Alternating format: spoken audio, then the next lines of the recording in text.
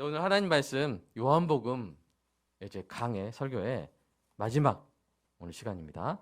요한복음 21장 20절에서 25절까지입니다.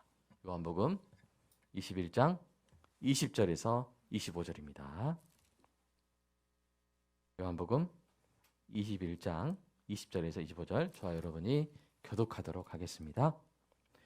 베드로가 돌이켜 예수께서 사랑하시는 그 제자가 따르는 것을 보니 그는 만찬석에서 예수의 품에 의지하여 주님을 파는 자가 누구오니까 묻던 자더라. 이에 베드로가 그를 보고 예수께 여짜오되 주님 이 사람은 어떻게 되겠사옵나이까? 예수께서 이르시되 내가 올 때까지 그를 머물게 하고자 할지라도 내게 무슨 상관이냐 너는 나를 따르라 하시더라. 이 말씀이 형제들에게 나가서 그 제자는 죽지 아니하겠다 하였으나 예수의 말씀은 그가 죽지 않겠다 하신 것이 아니라 내가 올 때까지 그를 머물게 하고자 할지라도 내게 무슨 상관이냐 하신 것이로라. 이 일들을 증언하고 이 일들을 기록한 제자가 이 사람이라. 우리는 그의 증언이 참된 줄 아노라. 함께 하겠습니다. 예수께서 행하신 일이 이 외에도 많으니 만일 낱낱이 기록된다면 이 세상이라도 이 기록된 책을 두기에 부족할 줄 아노라. 아멘. 2016년 4월 3일이었습니다. 요한복음 첫 강해 설교가 바로 이 자리에서 시작되었는데요. 그로부터 4년 7개월이 지난 오늘 마지막 강해 설교를 하게 되었습니다. 오늘까지 우리 교회를 지켜주시고 이끌어 주신 우리 하나님께 감사드립니다. 우리 교회 첫 강해 설교 본문으로 이 요한복음을 선택한 데는 분명한 이유가 있습니다. 왜냐하면 요한복음은 성경의 가장 좋은 입구이기 때문입니다. 성경을 읽으려고 하는 누군가가 저에게 성경 66권 중에 어느 책을 먼저 읽어야 할지 조언을 구한다면 저는 아무런 주저함 없이 요한복음을 읽으시라고 할 것입니다. 종교개혁을 일으킨 루터도 이 요한복음이 독특하고 부드러우면서도 가장 순전한 최상의 복음서라고 그렇게 말했습니다. 이 요한복음을 통해 우리가 만난 분이 있죠. 누구십니까? 예수님을 우리가 만났습니다. 첫 설교에서 우리는 예수님이 하나님이시라는 진리를 나눴습니다. 이 진리에 놀라운 은혜가 있는데요. 우리 인류는 우주선을 발사해서 달에 착륙했고요. 화성을 탐사하고 있습니다. 그러나 그 어떤 과학기술로도 하나님에 대한 직접적인 지식에는 도달할 수 없습니다. 아무리 우주선을 쏴도 하나님을 탐사할 수 있어요? 없어요? 없어요. 우리는 하나님이 만드신 세상을 분석함으로써 창조주 하나님의 존재와 능력에 대해서 간접적으로 알아갈 수 있습니다. 그러나 이는 하나님을 직접 만나서 하나님에 대한 직접적인 지식을 얻는 것과는 비교할 수 없습니다. 그런데 하나님이신 예수님이 이 땅에 오신 거죠. 그래서 피조물인 사람이 창조주인 하나님을 직접 보고 듣고 만질 수 있게 된 것입니다. 예수님이 이 사실을 말씀하셨고 사도 요한도 이 사실을 증언했습니다. 우리 요한복음 14장 8절 9절 한번 읽어볼까요? 시작. 빌립이 이르되 주여 아버지를 우리에게 보여주옵소서. 그리하면 족하겠나이다. 예수께서 이르시되 빌립아 내가 이렇게 오래 너희와 함께 있으되 내가 나를 알지 못하느냐? 나를 본 자는 아버지를 보았거늘 어찌하여 아버지를 보이라 하느냐? 아멘. 네. 예수님을 본 자는 누구를 봤어요? 하나님을 본 것이죠? 여러분 믿으십니까? 자, 요한일서 1장 1절 2절 읽겠습니다. 시작. 태초부터 있는 생명의 말씀에 관하여는 우리가 들은 바요 눈으로 본 바요 자세히 보고 우리의 손으로 만진 바라. 이 생명이 나타내신 바 된지라.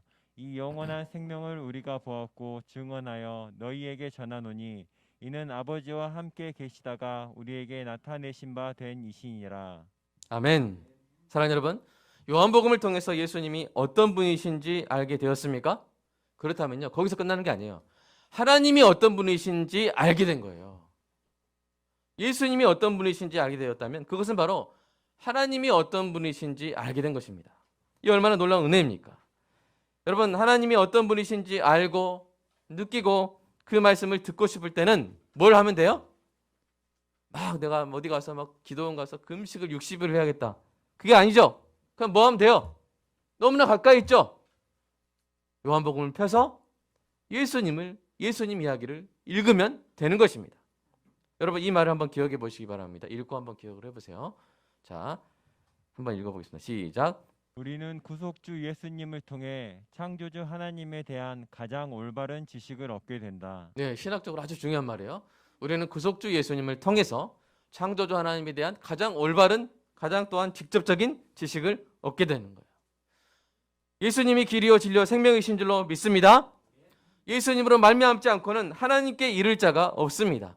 여러분 살다 보면 막 어려운 일이 생기기도 하고 세상에 막 이런 학문들 때문에 헷갈리기도 해요. 그래서 하나님이 이런 분이신가? 어떤 분이신가? 심지어는 계신가? 막 이런 경우까지 있죠. 그럴 때마다 언제든지 누구를 생각하면 돼요? 예수님을 생각하면 돼요. 예수님이 역사적으로 이 땅에 오셨습니다. 아멘. 그것을 부정할 수 없어요. 그 예수님이 어떤 분이신가가 요한복음에 나타나 있다는 것이죠.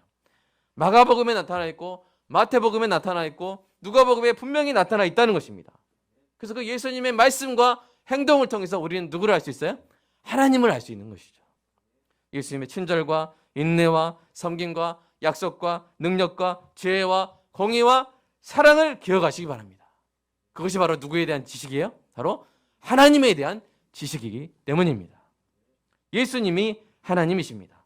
이 땅에 오셔서 우리와 함께 하신 하나님이십니다. 여러분 요한복음에는 질문이 두 개가 있어요.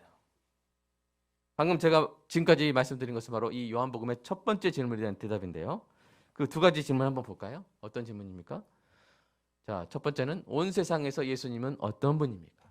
두 번째는 당신의 삶에서 예수님은 어떤 분입니까? 하는 두 질문입니다. 첫 번째 질문에 대한 답은 무엇입니까?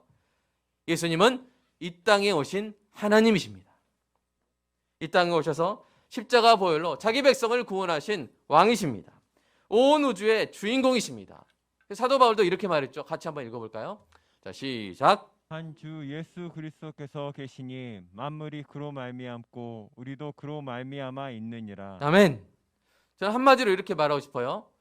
예수님이 주인공이십니다. 인정하십니까? 예수님이 주인공이시고 만물은 그로 말미암은 존재예요. 우리 우주의 중심이 우리 자신이 아니라 예수 그리스도이심을 여러분 인정하십니까? 요한복음은 바로 이것을 선포하고 이것을 믿게 하려고 쓰여진 그런 복음서입니다. 그러나 여기서 끝이 아니죠. 자, 두 번째 질문이 뭐였죠?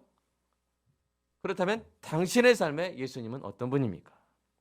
요한복음의 목적은 이 두 번째 질문에 대한 대답에서 성취되는 것입니다. 자, 예수님이 온 우주의 주인공이십니다.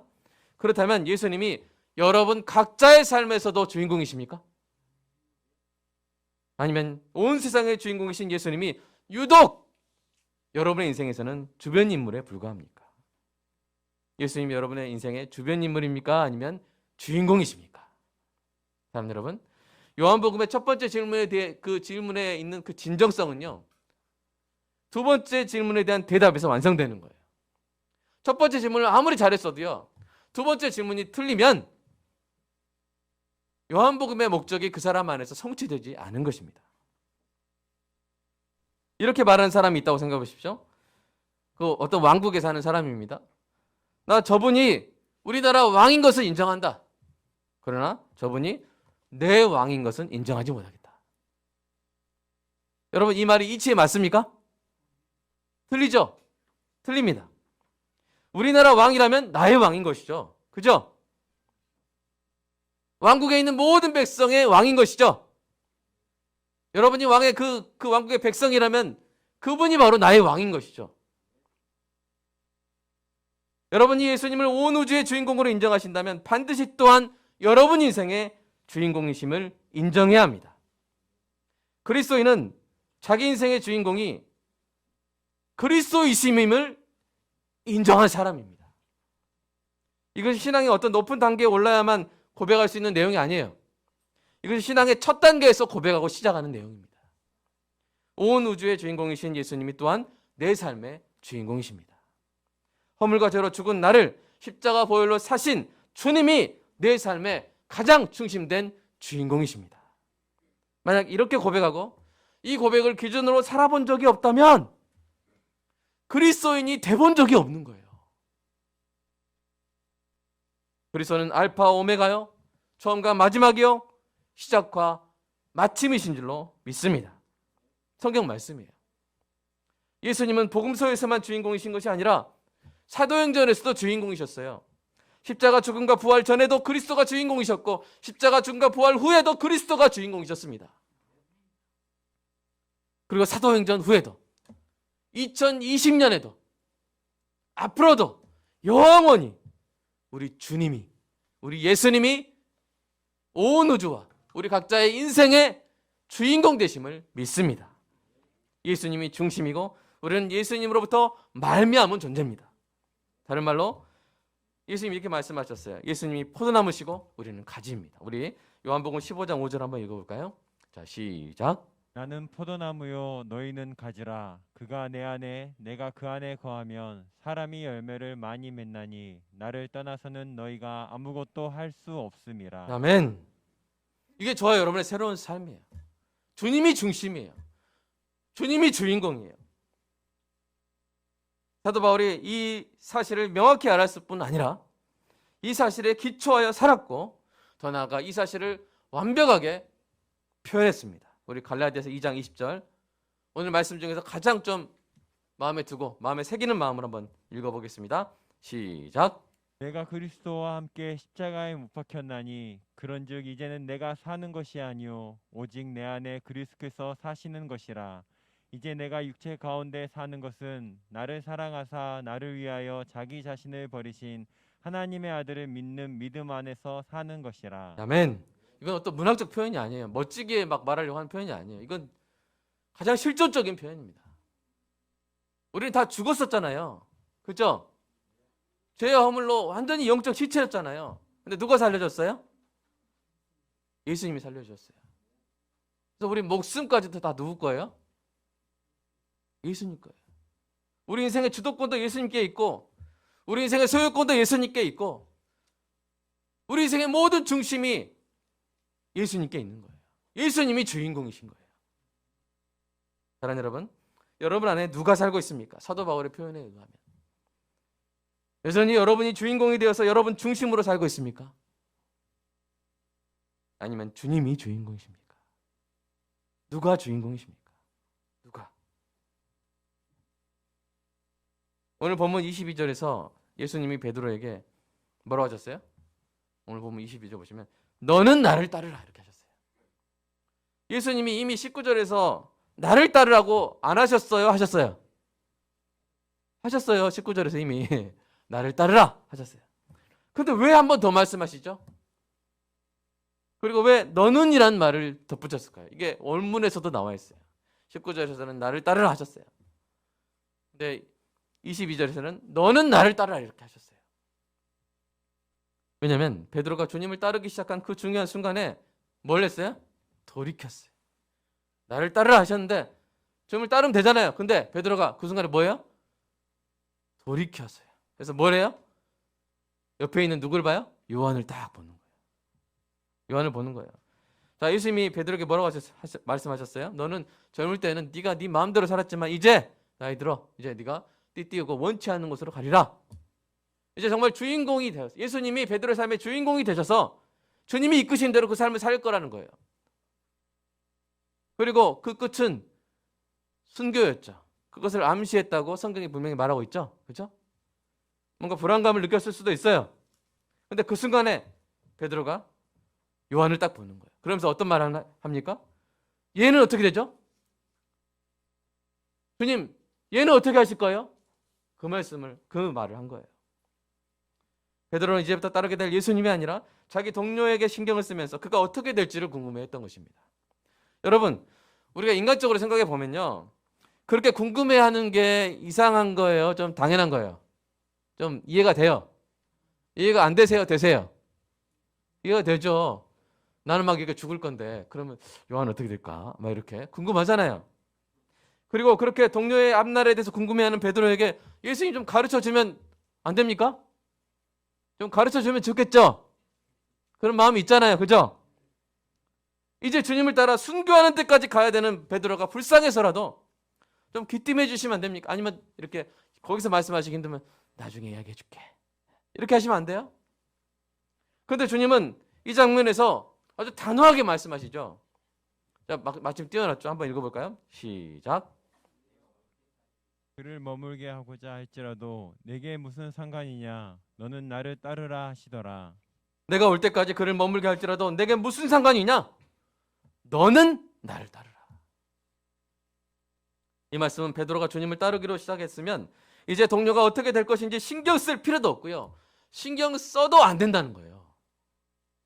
왜 이렇게 말씀하셨을까요? 왜냐하면 주님을 따르는 자에게 남은 최후의 유혹이 있어요. 주님을 따르기 시작했으면서도 여전히 남은 유혹이 있는데요. 뭐냐면 다른 사역자들과 비교하는 거예요.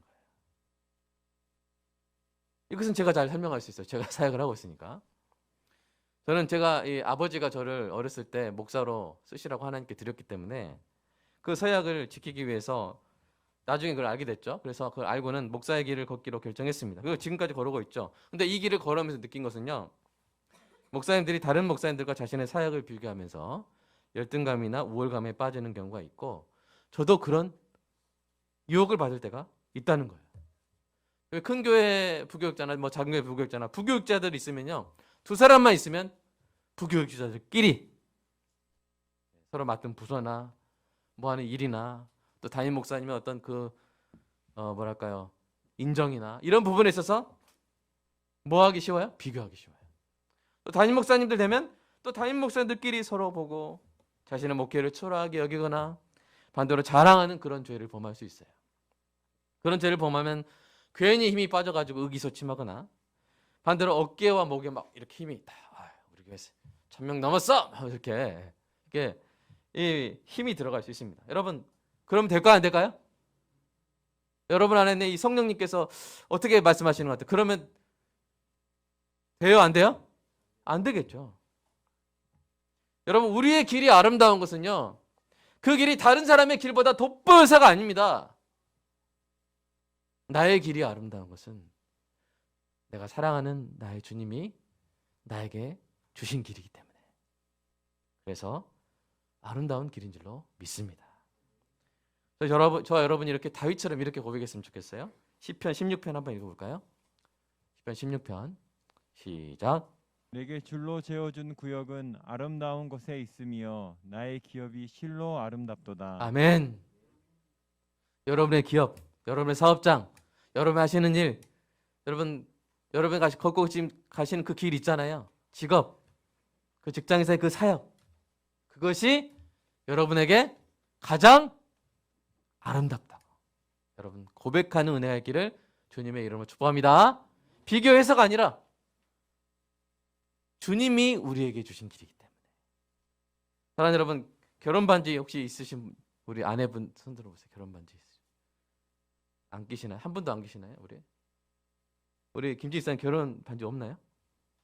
있어요? 네. 자, 김지희 사님 일단 묻겠습니다. 어떤 남자가 와가지고 30억짜리 다이아몬드면 몇 캐럿 돼야 되나요? 일단 그런 다이아몬드 반지가 있어요. 딱 주면서 이거랑 박강희 사님 준 반지랑 바꾸죠? 그럼 바꿀 거예요? 보세요. 지금 바꾼다겠어요? 안 바꾼다겠어요? 안 바꾼다겠어요. 일단 여기서는 그랬어요. 자, 그거 진심인 줄로 저는 생각합니다. 예, 여러분. 바꾸자 하면 성질 나죠, 우리가. 오히려. 좋은 게 아니라. 누가 그러면 김효진 권사님 기분이 좋겠어요? 기분이 확 상하겠어요. 나를 뭘로 보고? 예. 그러면 옆에 있는 우리 인간 기사님 마음이 어떻겠어요? 뿌듯하시죠? 뿌듯하시겠죠. 예. 아니면 막, 야, 아깝게 왜 안 바꿨냐 그런 말씀 안 하시겠죠. 그렇죠? 여러분. 남편 여러분도 마찬가지로 제가 그렇게 생각합니다. 성우 장로님 마찬가지죠? 바꾸시겠어요? 이게 소리가 없어요. 바꾸시겠어요? 안 바꾸시죠. 여러분 반지가 만들어진 재료나 디자인보다 반지를 준 사람이 그 반지를 더 값지게 하는 것이라면 저와 여러분이 걸어가는 인생의 길도 마찬가지 아니겠습니까? 제가 지금 걸어가는 이 길은 너무나도 귀한 길이요 값지고 아름다운 길인데 그 이유는 바로 주님이 저에게 주신 길이기 때문입니다. 이 길이 화려한 길이 아니어도 좋습니다. 이 길이 유명해지는 길이 아니어도 좋습니다. 이 길이 주님이 주시는 길이면 되는 것이죠.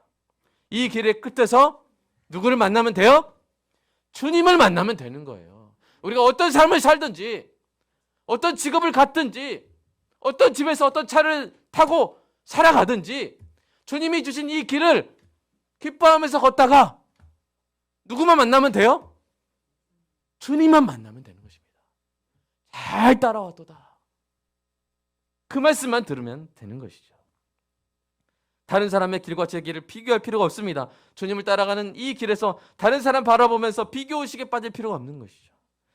백해무익한 것입니다. 여러분 생각해 보십시오. 제가 목회를 하면서 경쟁교회를 만들면 어떻게 될까요? 제 마음에. 우리 교회는 옆에 있는 소명교회가 우리 경쟁교회다. 우리 2050년까지 5개년 계획으로 우리 소명교회보다 더 교회가 커지는 게 우리 교회 목표다. 그럼 어떻게 될까요? 매주 예배 끝나면 가가지고 몇 명 출석했는지 막 확인하고 비교하고 인지도 막 비교하고. 그럼 제가 주님을 온전히 따를 수 있을까요? 있을까요? 없을까요? 없는 것이죠. 주님만 보고 따라가려고 해도 그렇게 집중해도 곁길로 빠지기 쉬운데 자꾸만 다른 교회 다른 목사님을 바라보면 어떻게 될지 뻔하지 않습니까? 그래서 예수님이 베드로에게 뭐라고 말씀해요? 너는 나를 따르라 라고 다시 한번 말씀하신 것이죠. 강조해서 너는 요한의 길에 신경 쓰지 마라. 너와 무슨 상관이냐? 너는 정신 차리고 나를 따르라. 내가 다른 사람의 길에 신경 쓰는 것은 너에게 아무런 유익이 되지 않는다. 너는 나에게 집중하고 나를 따르면 된다. 이런 뜻인 것입니다. 여러분 이 말씀이 목회자에게만 적용되는 것일까요? 아닙니다. 우리 모두에게 적용되는 거예요. 주님을 따르는 모든 신자에게 적용되는 말씀입니다. 사랑하는 여러분, 여러분 각자가 주님이 여러분에게 주신 그 소중한 길을 걷고 있음을 여러분 인정하시기를 주님의 이름으로 축복합니다. 그래서 이렇게 고백하시기를 주님의 이름으로 축복합니다. 우리 시편 16편 다시 한번 저와 여러분의 고백으로 고백해 보겠습니다. 시작. 내게 줄로 재어준 구역은 아름다운 곳에 있으며 나의 기업이 실로 아름답도다. 아멘.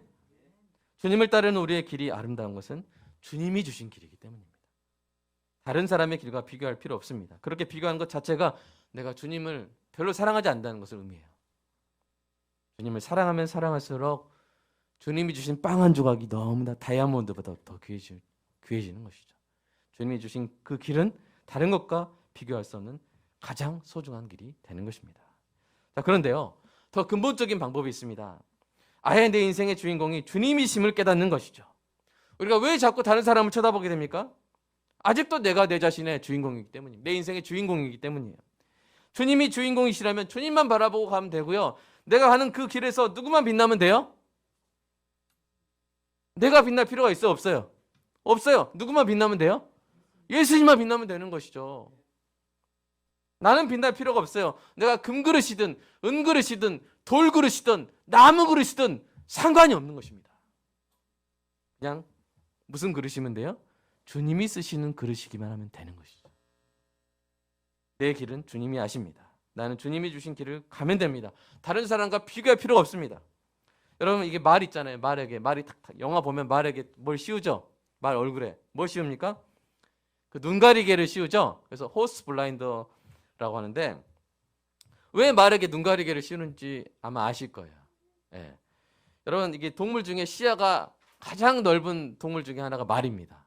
이 말 얼굴이 이렇게 돼가지고 옆에 튀어나왔잖아요. 눈이. 그래서 말은 시야가 몇 도나 되는지 아세요? 360도에서 10도 빠지는 350도예요. 그러니까 거의 다 봐요. 10도 빼고 다 봐요. 뒤에. 예. 근데 이게 다 보이는 게 좋은 점도 있지만 안 좋은 점도 있어요. 막 달릴 때 옆에 누가 나타나면 말은 신경을 엄청 써버립니다. 깜짝 놀라거나 흩어져 집중력을 잃어버려서 그 경주를 망치게 되는 경우가 있기 때문에 그래서 이 말에게 눈가리개를 딱 씌워서 시야를 딱 집중하는 앞을 볼 수 있도록 옆에 신경 쓰지 않을 수 있도록 그렇게 하는 것입니다. 사랑하는 여러분, 오늘 본문에서 예수님 우리에게 눈가리개를 주시는 거예요. 예수님이 이 베드로에게 주시는 그 눈가리개를 저와 여러분도 하게 되기를 소망합니다. 그 눈가리개는 말씀으로 되어 있어요. 그 눈가리개를 지금 소개할게요. 한번 읽어볼까요? 시작. 내게 무슨 상관이 있느냐? 너는 나를 따르라. 여러분, 이 눈 가리개를 여러분 하시기를 주님의 이름으로 축복합니다. 우리 살다 보면 믿음 생활 하다 보면 똑같이 예수 믿는데 어느 집은 뭐가 잘 되고 어느 집은 뭐가 뭐 되고 어느 집은 뭐가 크고 뭐 어느 집은 뭐가 작고, 주님 저는 별로 사랑 안 하시는가 봐요 주님. 우리가 그럴 때가 솔직히 없어요? 있어요. 작게 말하세요. 있어요. 자꾸 옆을 보고, 주님 어떤 목사님은 아직도 뭐 서울에서 막 이렇게, 그것이 우리의 주님을 따라가는 길에 아무런 도움이 되지 않고 우리를 힘들게 하는 것입니다. 우리가 주님이 주신 눈가리개를 써야 되는 거죠. 너 무슨 상관이냐 그게? 내가 너한테 그 준 길, 그거 너에게 소중한 길 아니냐? 그것이 유일한 길 아니냐? 넌 날 따르라. 내가 네 인생의 주인공 아니냐? 넌 날 따르라. 무슨 상관이 있느냐? 너는 날 따르라 라고 주님이 그렇게 눈가리개를 해주시는 거예요. 주님은 또한 이렇게 말씀하셨습니다. 누가복음 9장 한번 읽어볼까요? 시작. 또 무리에게 이르시되 아무든지 나를 따라오려거든 자기를 부인하고 날마다 제 십자가를 지고 나를 따를 것이니라. 누구든지 제 목숨을 구원하고자 하면 잃을 것이요 누구든지 나를 위하여 제 목숨을 잃으면 구원하리라. 아멘. 여러분, 인생의 주인공 자리를 주님께 드리는 것은 결코 우리가 손해보는 거 아닙니다. 자아를 잃어버리는 것이 아니에요. 우리의 삶을 얻고 더 풍성히 얻는 비결인 줄로 믿습니다. 우리 자신이 우리 자신에게 집중해서 작아지고 쪼그라드는 것이 아니라 온 세상의 중심이신 하나님을 바라보며 예수님과 함께 더 풍성하고 영원한 삶을 살아갈 수 있는 유일한 길이에요. 유일한 길이에요. 여러분, 예수님이 주인공인 삶과 사탄이 주인공인 삶과 사람이 자기 자신의 주인공인 삶, 이렇게 세 가지가 있는 게 아닙니다. 그럴 수 없어요. 둘 중에 하나예요. 죄와 저주와 사탄이 주인공인 인생과 예수님이 주인공인 인생, 이 둘 중에 하나밖에 없는 거예요. 사람들은 자기 자신의 주인공이라고 생각하죠. 그러나 여전히 죄가 지배하는 인생을 살고 있는 것입니다. 사랑하는 여러분, 누구를 보고 있습니까? 다른 사람을 보고 있습니까? 우리 주님을 보고 있습니까? 저와 여러분이 요한복음을 4년 7개월 동안 공부한 결과 이 요한복음의 이 두 질문에 올바른 대답을 하게 되었기를 간절히 소망합니다. 다시 한번 눈에 보면서 두 질문 띄워주세요. 보면서 온 세상에서 예수님은 어떤 분입니까? 그리고 당신의 삶에서 예수님은 어떤 분입니까? 이 시간 이 질문에 우리 마음 깊이 진솔하게 진실하게 한번 대답하면서 우리 예수님께 우리 삶의 주인공 되기를 원하시는 우리 주님께 한번 고백해 보도록 하겠습니다. 기도하겠습니다.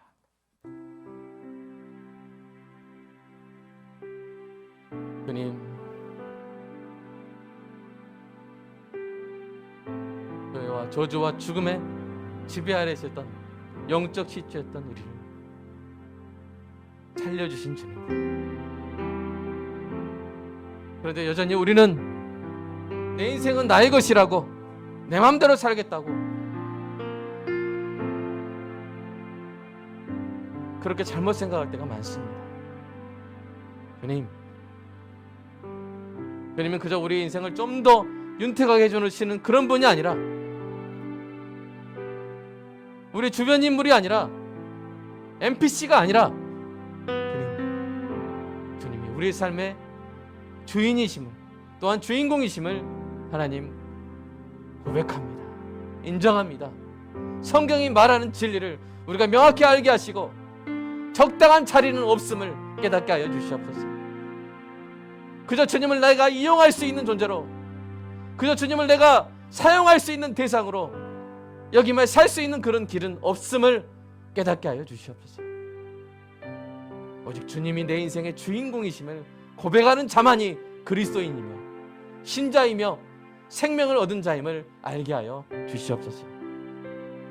사도 바울이 고백한 것처럼 내 안에 오직 그리스도가 사는 것이 그리스도인의 삶임을, 그렇게 하지 않는 삶은 없음을 주님 알게 하시고, 그럼에도 불구하고 그 사실을 잊어버리고 내가 내 인생의 주인공인 것처럼 살아온 우리를 불쌍히 여겨주시고, 오늘 말씀이 온전히 성도의 마음 안에 새겨지게 하시고 제 마음 안에 새겨지게 하시고, 그래서 모든 비교의식에서 해방되고 주님이 주신 길이기 때문에 그 길을 기뻐하고, 주님이 주신 아내를 사랑하고, 주님이 주신 남편을 사랑하고, 주님이 주신 가정을 기뻐하고, 주님이 주신 자녀를 사랑하고, 주님이 주신 직장, 주님이 주신 사역 소중히 여기며 다른 것을 상관하지 않냐고 주님만 바라보며 걸어갈 수 있는 우리 인생 되게 하여 주시옵소서. 요한복음의 두 질문에 올바르게 대답하고 그 대답에 기초한 삶을 살아갈 수 있는 우리 모두가 되게 하여 주시옵소서. 참된 신자가 되게 하여 주시옵소서. 참된 신앙을 갖게 하여 주시옵소서. 주님, 오직 주님만이 주인공이십니다. 오직 주님만이 중심이십니다. 만물이 주로 말미암았고 우리도 주로 말미암은 줄로 고백합니다. 하나님, 이 참된 신앙이 올바로 서 있는 교회가 되게 하시고, 우리 교회가 주님이 주신 길을 감사함으로 걸어가게 하여 주시옵소서. 주님 사랑합니다. 우리 마음의 중심에 왕이 되어 주시고 주님으로 다스려 주시고 주인공으로 주님만 빛나 주시옵소서. 주님이 우리 삶의 내 인생의 주인공이십니다. 요한복음의 목적이 우리 안에서 온전히 이루어지게 하여 주시옵소서. 주님이 주인이시고 주님이 왕이시고 주님이 주인공이십니다. 주님 사랑합니다. 주님이 주신 그 길 소중히 걸어가게 하여 주시옵소서. 다른 것 바라보지 말게 하여 주시옵소서. 비교의식에 빠지지 말게 하시고 의기소침하여 힘이 빠지거나 우월감에 목에 힘주는 그런 죄를 범하지 말게 하여 주시옵소서. 오직 주님을 따라가는 이 길에서 주님만 빛나기를 주님 간절히 소망합니다. 주님 사랑합니다. 우리의 마음을 다스려 주시옵소서. 주님의 이름으로 기도합니다. 아멘. 주님 사랑합니다. 요한복음의 목적이 4년 7개월 동안 설교하게 하신 그 하나님의 목적이 우리 교회 안에서 온전히 이루어지게 하여 주시옵소서. 온 우주 만물의 주인공이신 주님이 여전히 또한 내 인생의 주인공이심을 명확히 알고 고백하게 하시고 그 주인공을 따라가는 인생 되게 하시고, 다른 데 눈을 돌리는 것이 아니라 다른 집, 다른 길, 다른 직장 눈 돌리는 것이 아니라 주님이 주신 그 영적인 거룩한 눈 가리개를 하고 사랑하는 주님만 보고 따라가는 우리의 인생 되게 하여 주시옵소서. 주님, 그리스도인이 되게 하여 주시옵소서. 참된 신앙을 갖게 하여 주시옵소서. 주님을 따라가는 존귀한 성도들, 주님만을 주인공으로 삼아 살아가는 성도들을, 그 인생을 그 누구보다도 가장 풍성하고 영광스럽게 영원히 이끌어 가실 줄로 믿습니다. 제 목숨을 얻고자 하는 자는 잃을 것이요 주를 위하여 있는 자는 구원하리라. 하나님, 주님을 주인공으로 삼아 주님만 드러내는 자를 주님이 들어서 쉐키나 하시고